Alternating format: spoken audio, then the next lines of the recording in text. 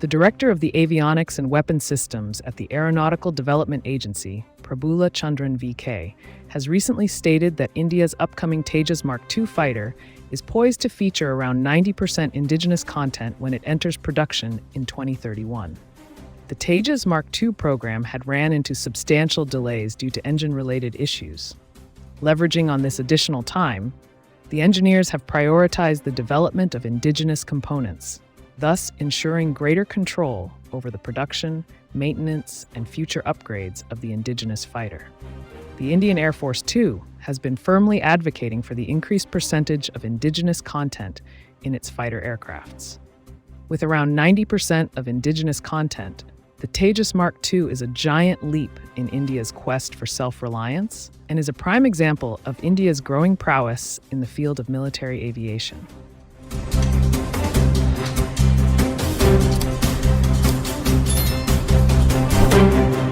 India's Cabinet Committee on Security has cleared the proposal for the construction of indigenously developed nuclear-powered attack submarines. The Indian Navy is initially planning to construct two 6,000-ton nuclear attack submarines at the Shipbuilding Center in Visakhapatnam, with each submarine estimated to cost around 15,000 crore Indian rupees. Over 90% of these submarines would be indigenous and would showcase India's growing technological prowess in the designing and construction of advanced naval platforms.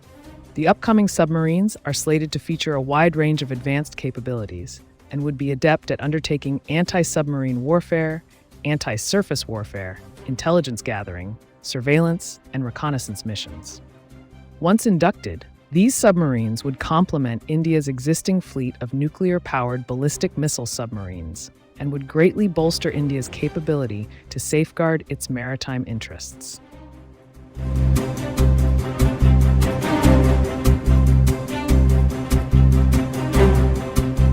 The Indian Air Force has selected JSR Dynamics to develop range extension kits for its 250 kilograms high-speed, low-drag bombs. The range extension kits are expected to feature a booster, as well as an electro-optical infrared terminal guidance system, and would enhance the range of HSLD bombs by over 150 kilometers.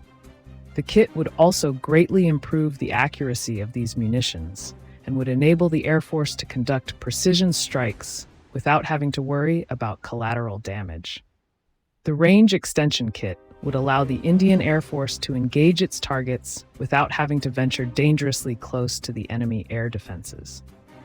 The development of indigenous range extension kits would significantly enhance the Indian Air Force's strike capabilities and would also play a pivotal role in reducing India's dependence on foreign weaponry.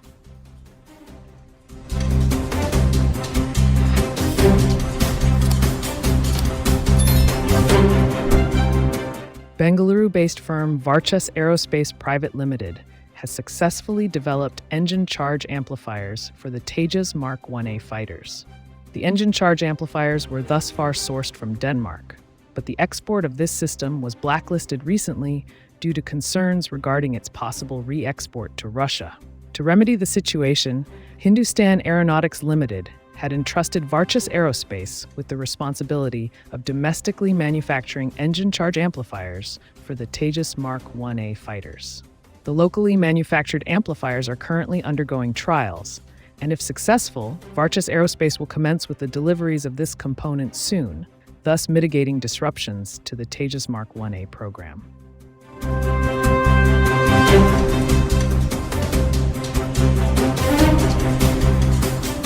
Optimus Unmanned Systems has announced the development of its latest UAV named the Abhedya.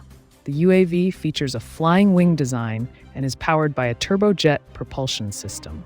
The platform boasts of an operational range of around 60 kilometers and a communication range of 100 kilometers.